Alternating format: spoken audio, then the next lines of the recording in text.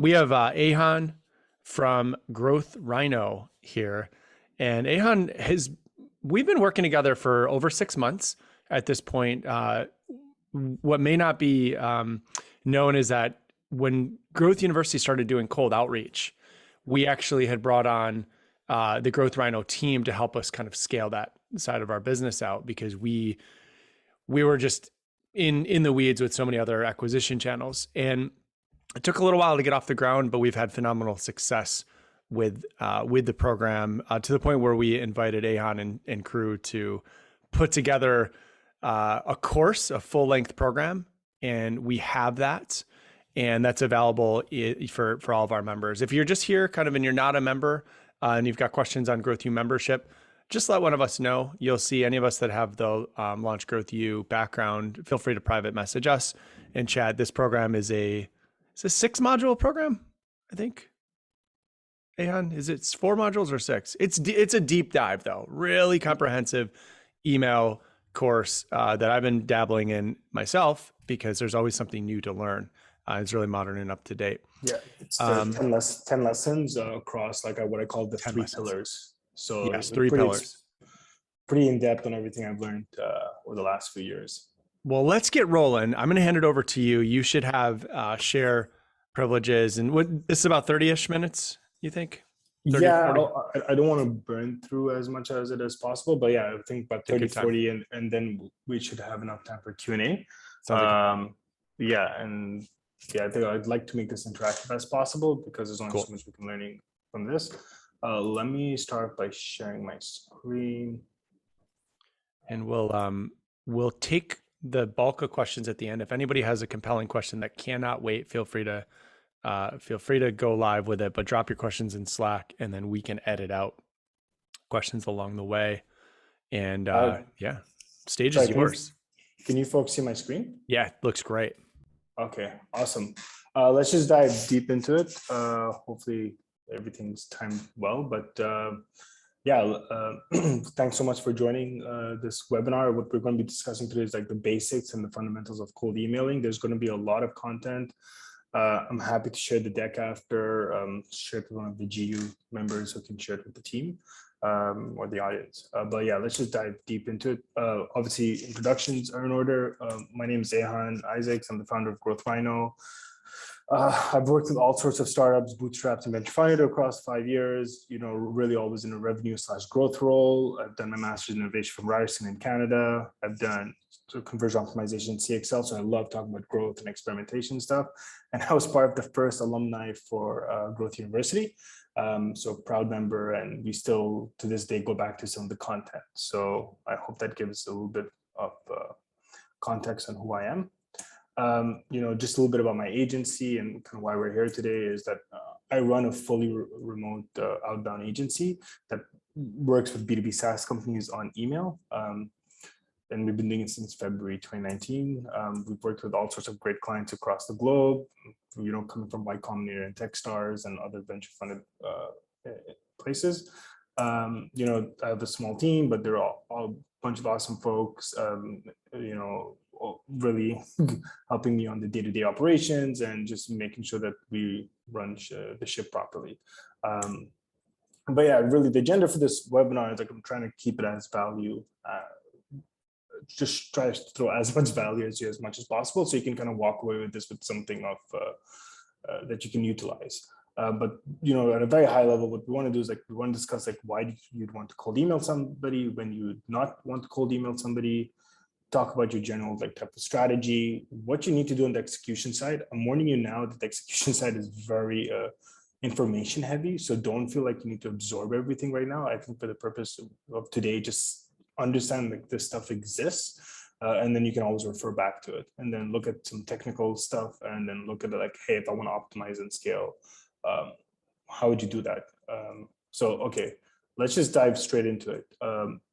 Why would you want to cold email someone? And generally, these are the things I tell a lot of different individuals is that hey, cold email is a channel. It's very low cost. It's extremely scalable. It's very fast to execute. It's a great source for lead generation. You can do multiple things such as educate your prospects, and it's pretty much less intrusive than a cold call. Okay, we've been doing cold emailing for a few years now, and I think post-COVID, I've seen like a bigger demand for this, and like a lot of individuals have come across like, hey, I think I need to start looking and focusing on this channel more and more. Fundamentally, your goal with a cold email is not to sell anything. It's really about starting a conversation with your prospects. If you're going in with anything other than that in mind, you're probably not setting yourself up for success. And we'll dive more into this from a strategic standpoint. But another thing you need to consider is when you're cold emailing somebody, it's each cold email or each campaign is to run an experiment and I guess test some of your assumptions or even validate some of your assumptions.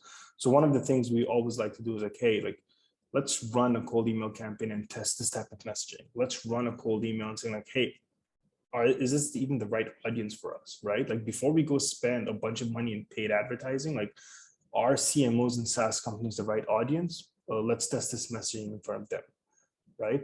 Versus, CTOs at SaaS companies. I'm just giving an example. But, you have this great opportunity to really test and understand who your prospects are.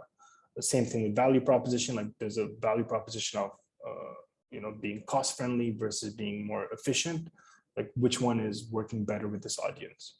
And last but not least, if you have a new idea, that doesn't matter if you're a startup founder or is doing this internally for a company, like you can use cold email to very quickly to test out and see if this idea has any merit. So as a channel, it's extremely attractive to implement and then run all these different things on it. I just want to talk about when you should not cold email, because I think there's a big misconception of when we should be doing this and when we should not.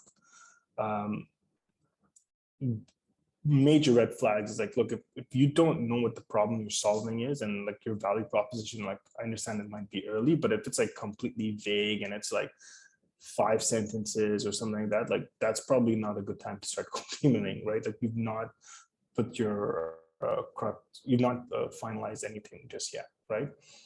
Another thing I do like to tell people, like cold email is not a good acquisition channel if you have a low sale for your product or your average contract value size is like very small. If you're selling something for like, I don't know, like $10 MRR or $20 MRR, or at that point, like it doesn't make sense because you've at the end of the day, you need to jump on the phone with these individuals, jump on an onboarding call, and like actually sell them and follow up. So there's like a lot of time and resources and opportunity costs associated to it.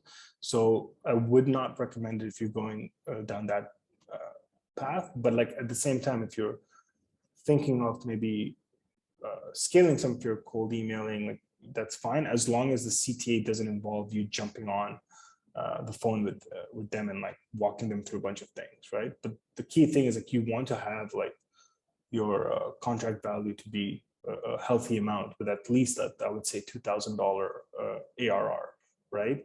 So just something to keep in mind.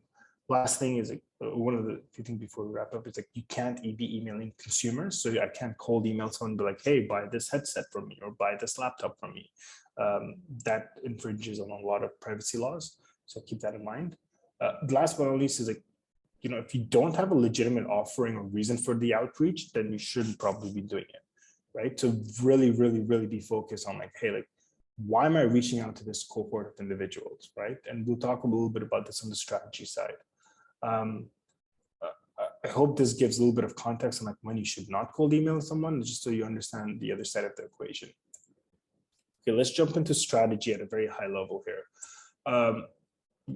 I've had a lot of conversation, not just on client side, but like just when I talk to other founders and I do a lot of advising on the side as well. Like, when we look at cold emailing, it's like any other channel that you're trying to activate, A, what are you trying to achieve?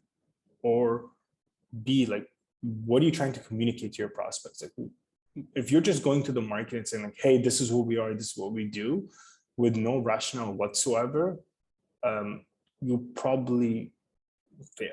What you really need to be doing is taking a step back and be like, okay, fine, I really want to reach out to this audience because I truly believe that my product can actually solve some problems for them, or my service can solve these level of problems, right?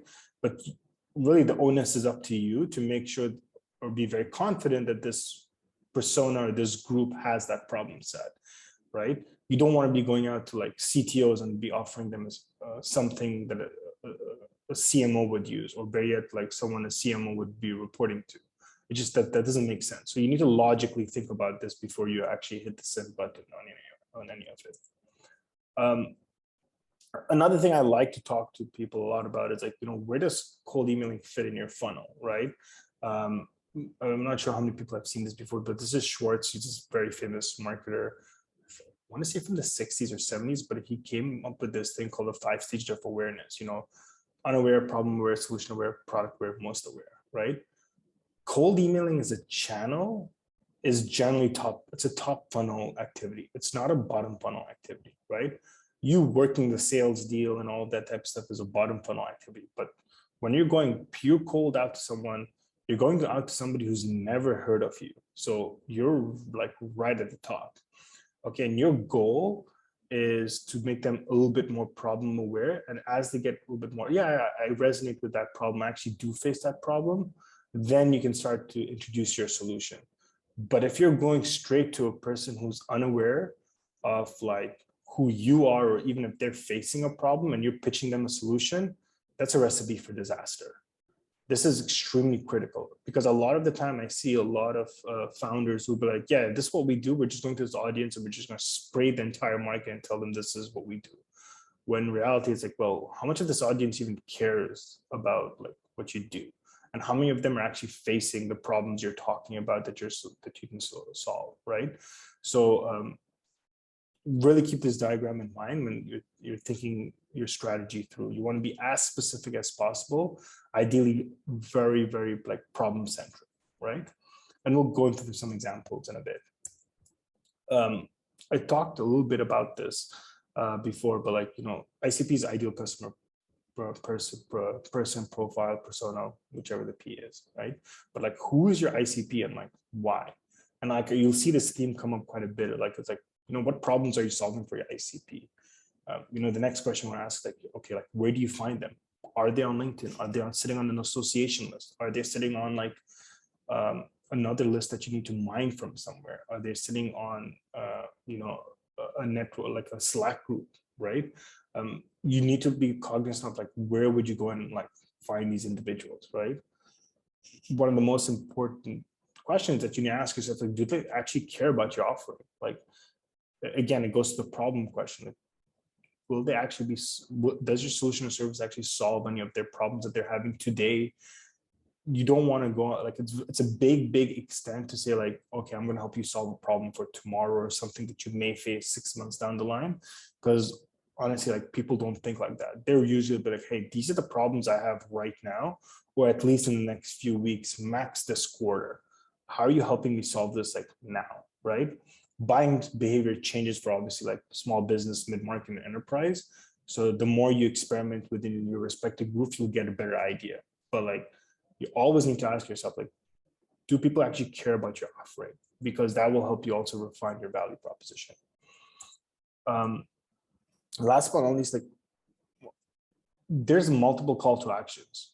Booking a meeting doesn't have to be your sole and only one, right? So we do this a lot for our clients, and we really advocate heavily for this. Is like, hey, like, if you know your audience is not going to be like aware of anything you're doing, like, before you ask them for a meeting, like, why didn't you invite them to a webinar and like let them come there, like learn more about you, and then follow up for a meeting? Like, if you know that this is a high value prospect and like it's going to take you a couple meetings, like, maybe you launch a podcast and be like, hey, I want to invite all my prospects to my podcast and other stakeholders, right? Like, we've done this for a couple of clients and it's been extremely successful and it allows your outreach campaigns to just cut through a lot of the noise, right? Booking a meeting is the most obvious one. Ideally, that's what you want, or book a demo. But like, that's the most competitive, right? Like, you don't want to jump straight to that without knowing that this is the right audience and they're warmed up in the sense that they know they actually have a problem willing to solve. The other thing is like, you could push them to a landing page to where they can consume more content, watch videos, whichever. Getting click-throughs on emails is generally harder, but it is possible, right? Like getting a click-through of like between 1 to 5% is considered good in cold emailing, right? So like just something for you to think about, right? If you're a SaaS company, you can be like, hey, go sign up for the trial. Like it's very easy, or product-led growth company, right? That's another great one. And then finally, there's like reading a case study. I think case studies are usually seen as a bottom funnel asset, but if you're in a services-based business, like you probably want to put the case studies up front, meaning like when I reach out to a service, another prospect, to be like, hey, we helped so and so improve their their cold email outreach performance by like 300%. If interested, you don't have to jump on a call with me, but you can read this case study, or you can even better yet ask like, is it okay if I send you a case study, right? So I think the call to action, like that's an opportunity to do something different. You don't have to just jump in straight away and be like, oh, okay, like book a meeting with me. It's like always think like, is this person ready for a meeting for me just yet? I hope that makes sense, because that's a pretty important point. Let's dive into the execution point, execution process per se. Again, this is going to be very information heavy, so don't feel like you need to take notes. Just focus on the content and knowing that this stuff exists, because I remember when I was starting out, I didn't know any of this stuff existed, and it all makes a difference, right? Let's first talk about list building. List building is like core to any cold email campaign. So there's all like what I always recommend is start with like LinkedIn Sales Navigator, because that's probably your most up-to-date database. Obviously, that's if your prospects are on LinkedIn Sales Navigator. I think the vast majority is. But if you're doing something like contractors and you need in your local area, then that's a completely different. But as general rule of thumb, like start with LinkedIn. It's a pretty good place to start.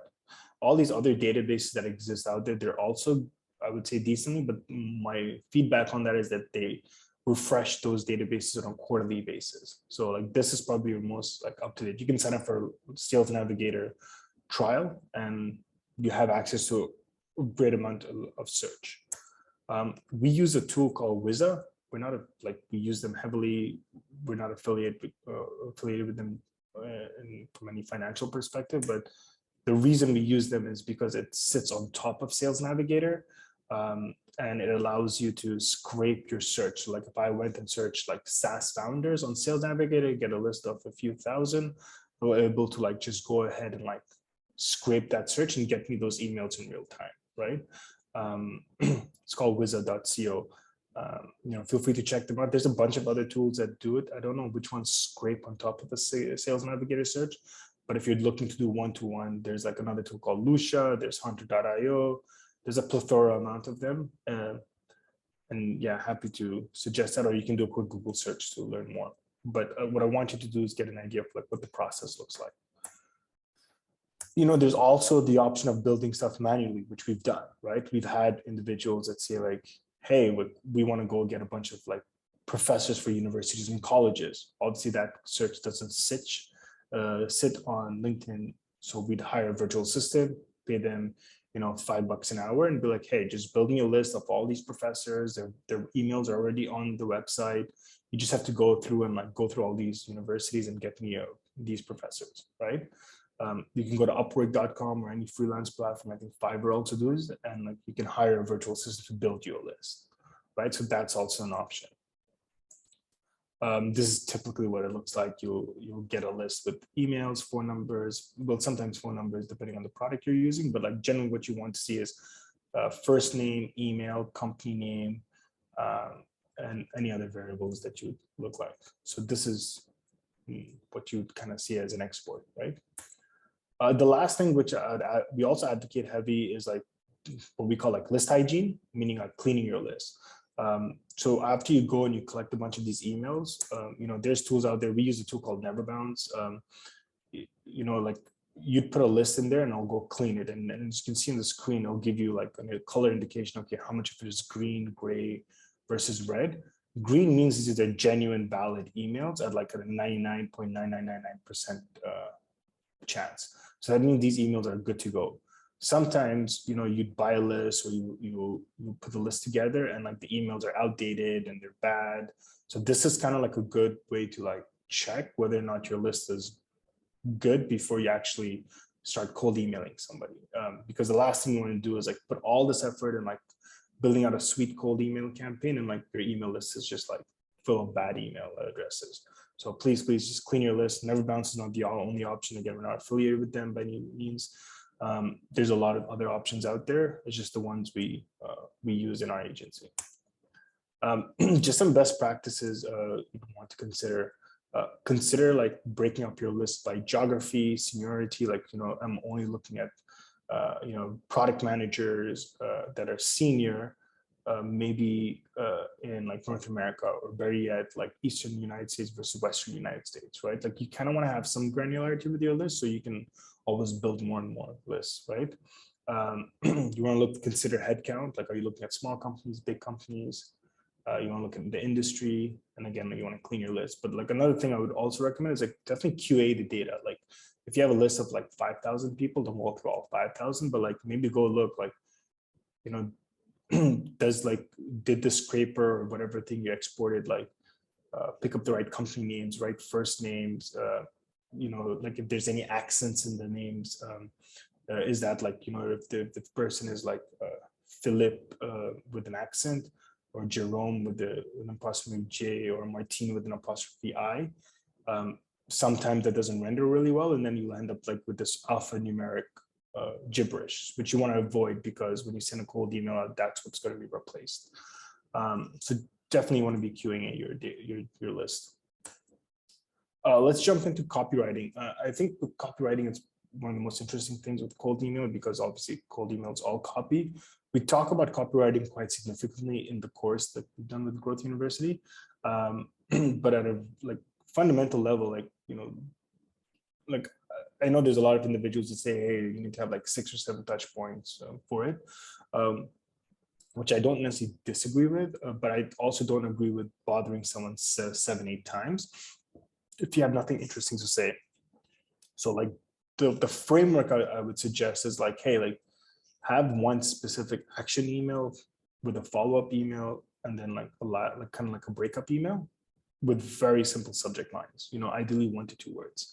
And we talked more about this in the course, like very, very detailed in terms of frameworks and stuff like that. But like, you can have 2, 3 action emails, like, which could be like, if you have 2 or 3 value propositions, each value prop is an action email done with a follow-up email, right? So that's something to consider. You don't want to, put in so much information where it just renders the user like, okay, like what is this person doing? What do they want, right? And this is like kind of brings me to the next slide, which is like just general best practices, right? Like you want to keep things like super short and sweet, ideally less than 180, 200 words. You want something that can provoke a little bit of curiosity. You want them to be like, okay, this is interesting, it's worth speaking with this individual. The most important thing is you need it to be relevant to this individual. Like, again, if it's a CTO and I'm pitching CMO solutions, it doesn't make sense. Which brings me to the next point. You want to make sure it's the right audience. And the last but not least, which surprisingly a lot of people still don't do, is like you want to have some level of personalization in there beyond like just first name and company name. But even just having those like makes a significant difference for your reply rates. So this is some of the copy we've been using for Growth University, but I've got permission from Craig to share this, so I hope this okay. They bring it up on the course, but like, what we're doing for Growth University is we're prospecting early stage startup founders, right? You guys can read this at a later stage, but like, or just read it on your own time. But what I wanted to really articulate is that there's a lot of testing going on here on subject lines and testing with the value proposition, right? So, and we open up with a question just to like make them go, okay, that's interesting, So if we're prospecting a startup founder, like all a startup founder right now cares is like growth, because they either have to do a fundraising round or they have to do something associated. Like either they raised money and now they have to grow, or they want to raise money then or they're doing they're actively doing fundraising, excuse me.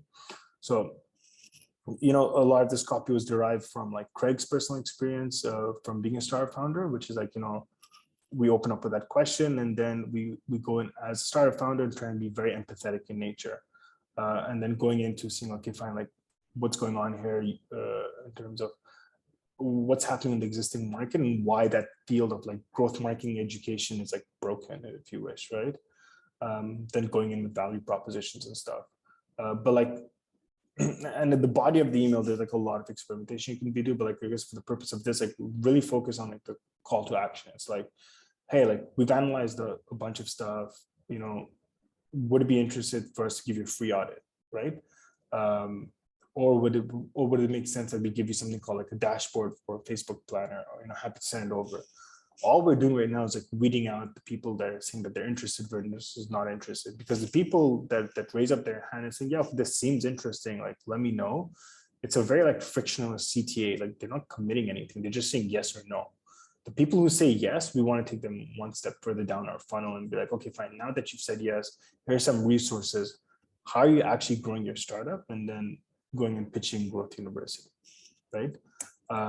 You know, there's a follow-up email that's very basic, which is like, I'm a big fan of this. I know some people are not, but like, it's just, hey, just following up, because like people's inboxes get busy pretty fast. You know, 4 days later, we hit them up with another value proposition. And again, we did a lot of testing here. It seemed like, okay, fine, like, does it make sense to like give them an offer straight away? Or do we give them a free resource? Like, we don't know what the right answer is. We need to test it. This goes back quite a bit. And like, I think another thing to note is like the language we're using here is very like, it's very much like Craig, and it's very much like startup founder. Like, so like the idea is that it keeps the person empathetic and like allows the individual to resonate. Obviously, if I'm prospecting like a VP of technology or a CTO at a Fortune 500 enterprise level, like we wouldn't be using this type of language or this type of tone. Again, this type of stuff we dive deeper into the course later on, but just to be aware. If they still haven't responded, then we go into this third, I guess, value proposition, which is really offering a calendar slot, right? With Craig, like to speak to him more. But like, again, just to take them further down, if they've not been convinced at this point, it's like, hey, there's not that much we can kind of be doing, but like, let's ask them more questions to get them thinking more and more, right? And then if they're kind of like on that path, like, okay, clearly email isn't the best channel to convert them, but like, let's get them on a call, because maybe they'll come onto a call and they will then kind of not necessarily confess, but share all their problems and insights, and then it becomes an opportunity to convert. Okay, again, I know copywriting is a little bit of a delicate or intense topic to cover within cold emailing. I hope that gave you a little bit of understanding, but again, I'm happy to take this offline or chat more with anyone. But just diving into it, like a little bit of a drier topic, it's like the whole technical setup around cold emailing. Again, very information heavy. Don't feel like you need to absorb it, but like, I just want to make sure you folks are aware. The first thing I see a lot of people doing is they don't employ something, what I call a burner domain. A burner domain is essentially like a secondary domain. So right now, my main domain is growthliner.com. I don't use that for my cold email outreach. I buy these series of second domains. .co, .io, .ca, try, Growth Rhino app, whichever. And I would cold email from these domains, and any person who says they're interested, you know, like either they can be auto forwarded or I can reply back to them, whichever. But I use these secondary domains as my, as exactly as buried domains and emails, because I want to preserve the growthliner.com, because that's my day-to-day, like that's my lifeline. If you're going to be activating cold email as a channel, like one of the things you probably want to be doing from an early stage is like setting up this whole thing with a burner domain. One thing that you need to do once you buy these domains is set up something called SPF, DKIM, and DMARC. There's a lot of YouTube content which allows you to do them like within a few minutes. Here's a link to one of them, which I use all the time with my team. The only thing you need to know is that setting up these records will tell like all the email providers like, hey, this is a legitimate domain. These are very like I don't want to get into the technicalities of each of these records, but all you have to do is set up 3 DNS records on that domain to make sure that people know that this is okay, a legitimate domain, and it's less likely to end up in spam, right? There's a lot of individuals who start cold emailing and they don't even have like these 3 records set up on the domain. So incoming inboxes or your prospects inboxes will mark them as spam straight away. Think of these as security settings to get on your domain, on your burner domains and on your main domain. The other concept I briefly want to talk about is the concept of warm up. So, if you buy a domain and you set up a G Suite under it and you start sending out like 500 to 5,000, like whatever the number amount is, like say 500 to 1,000 emails per day, Gmail is going to be like, well, this is a fake email inbox. We're going to block you, right? So there's a concept known as warm up. And what warm up does, it allows you to plug into a bunch of these different software. So this is called warm up inbox. Again, we're not affiliated, just we utilize their services, which will start to gradually send out emails from that inbox over a period of time. And what that allows you to do is like, it allows the inbox to get a little bit more of a better reputation, and allows also Gmail to, or any of the mailing providers to know, okay, this is a more legitimate inbox. It has a proper domain with SPF, DKIM, DMARC. And then it also has this inbox that's only sending out 20 emails on day 1. And then by day like 25, it's been sending out like maybe, I don't know, 100 or 200, depending on how you've set it up, right? Again, more of a technical concept, but like really, really important, because all this stuff impacts like your cold email metrics. Not all cold email platforms have this, but some do. The one that we're using here is called QuickMail. Again, not affiliated, but we use it for our outreach. But depending on the outreach platform you have, you want to be asking like, hey, do you have something called a CNAME record, or sometimes it's called a CNAME pixel, whichever. And all you have to do is create another DNS record. Like in this case, QuickMail will give the instructions there. All you have to do is set up something like hello.your domain, and it goes to hello.quicknext.net, right? Again, this just helps with your deliverability stuff. One thing you definitely want to be doing is set a sender name. So when people receive your email, it's actually coming from an individual, like in this case, it's Ava Walker. If you don't set this up on your cold email outreach platform, by default, it'll probably just be your email address, which will most probably get flagged as spam. So you want to make sure that this setting is checked. The other thing you probably want to be doing is uploading an exclusion list, which will act like a great filter, meaning anyone that you've had, let me take a step back, anyone you don't want to reach out to, you throw them onto the exclusion list. Okay, so think about all your existing customers. It's very awkward when an existing customer gets a cold email outreach from you, right? And this could be very much possible if you're prospecting big accounts, or you're trying to go do cross sells and upsells within the same customer, right? So throw your customer email IDs into an exclusion list, right? All the people who've previously and actively opting out, make sure they're there. Obviously, any of your competitors, you don't want to do any outreach to your competitors. Any people that you've had active conversations with and they fell through, you don't want to be re-prospecting them in the same way. You want sales to be approaching those conversations very differently. And then obviously anyone that you know that like, it just might be awkward for you to reach out to, that could be friends, family, but like one easy way of doing this is like just going through your LinkedIn and exporting that and then throwing all those. I don't know if it's still possible to do a full mass export, but I know you can remove some people. Like you can go look at a contact profile and look at their email and then add that, right? Like, but anyone you think it might be awkward to reach out to, like throw them onto an exclusion list. Like I see a lot of people just don't doing that. And then they're like, oh, wow, like, why is our customers being prospected? Like just adding their domain or their email to exclusion list could like help solve a lot of that problem. One other element is you want to be making sure you're setting sending limits on each email account and setting sending delays. Again, each cold email platform will be very different, but you don't want to go too crazy on this. But yeah, like you can ask the respective email outreach platform what they recommend. But again, it's a step that a lot of people end up missing. And it's one of those things that, again, impacts your open rates. One of the other things, we're coming close to the end from the technical side, is that like add an unsubscribe text.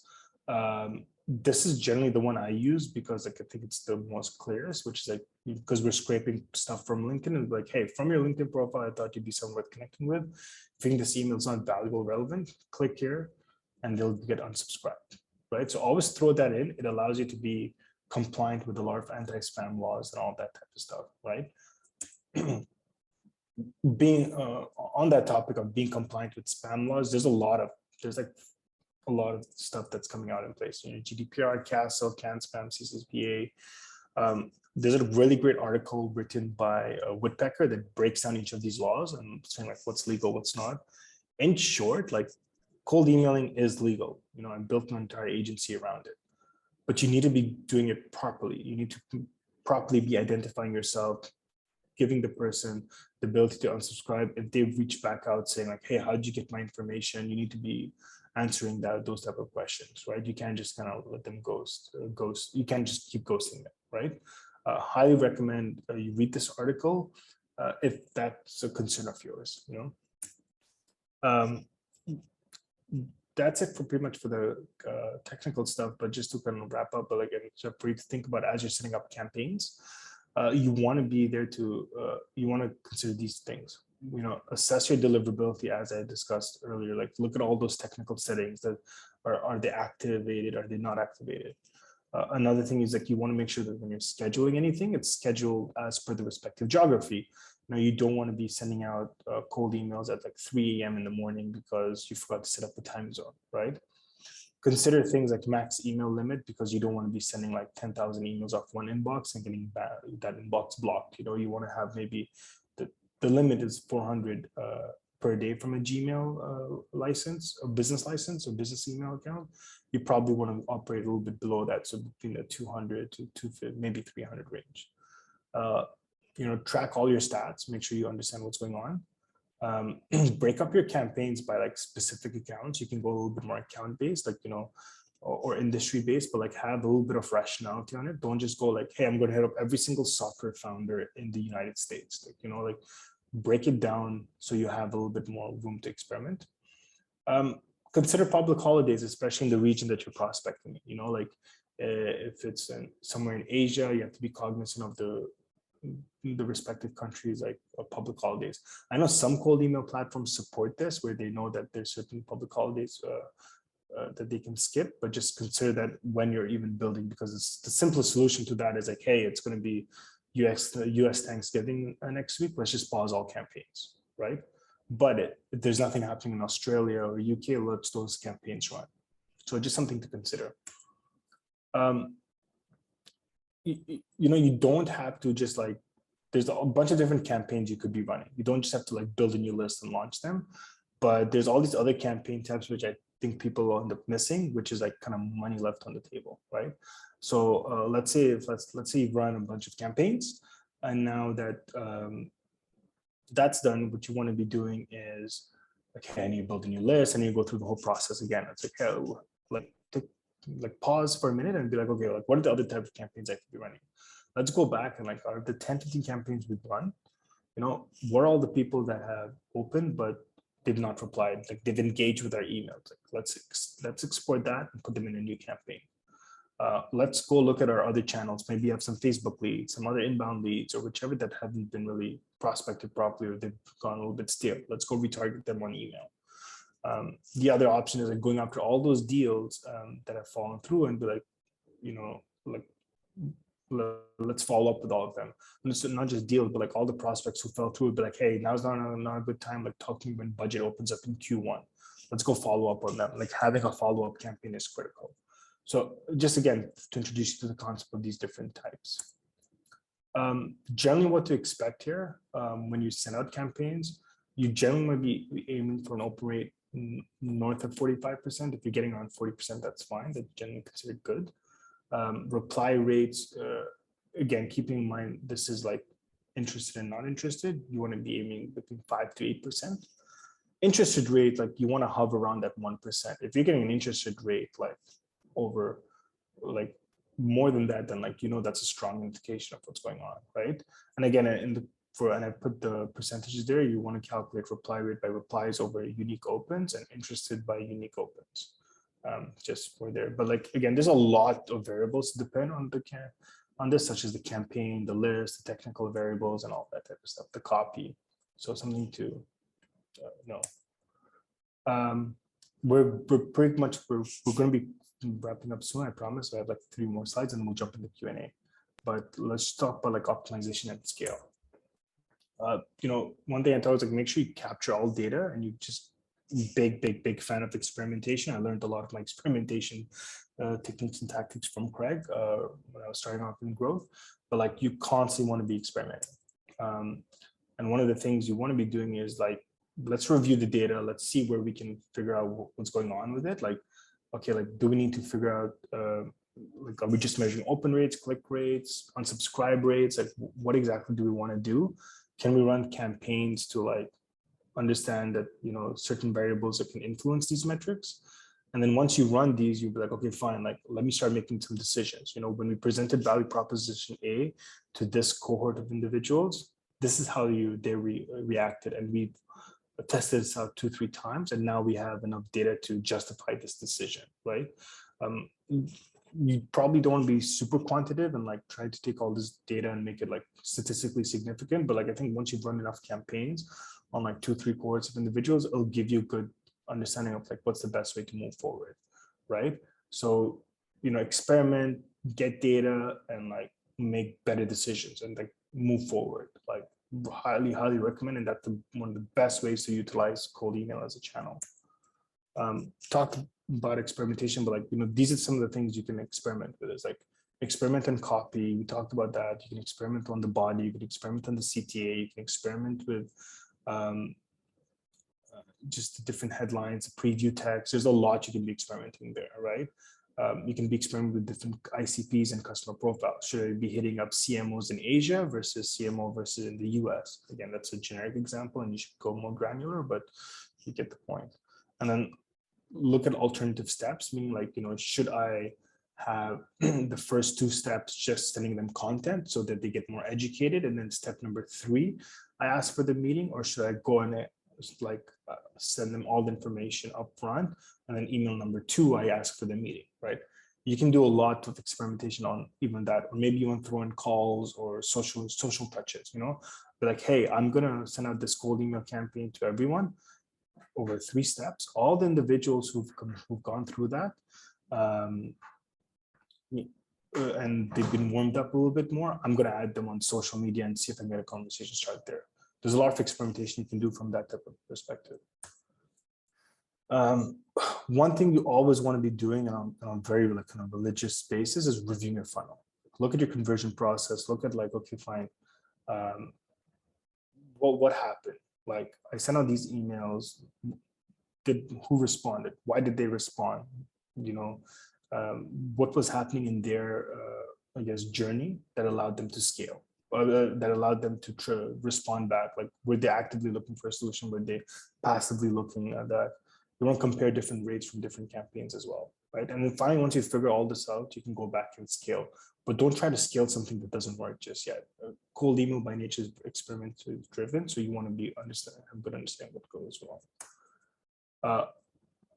Just before we wrap up here, like I said earlier in this workshop, is that every campaign is a means of an experiment, right? So we run a lot of experiments for our clients, just because we want to know, okay, like, does a webinar CTA work better than, asking for a meeting versus asking for, or versus sending them a piece of content? Constantly be experimenting and learn how to summarize your data and like look at it. So this is in a very simple, like table-like manner, but like people who are out there can be a little bit more creative, throw this into a dashboard and like look at like how you want to manipulate some of this data. That's a wrap. I know that was a lot of information. Again, I'm happy to share the slides. But one thing I will definitely point to is we blog on our website a lot about this. I fundamentally believe a lot of things. Sales and cold email outreach is broken. I've been doing it for a few years now, and I kind of want to try throwing out a lot of best practices as much as I can. which also led us to building a course with GU. So happy to announce that it's been launched, I guess, about a month or so ago. It's roughly 3 hours of content across 10 lessons, which has 3 pillars about it. So if you like this type of content, highly recommend you check it out. Or if you have any more questions, there's my information. You can contact me. I have an open Calendly, like you can book a 20-minute slot in at any point if you want to chat. But yeah,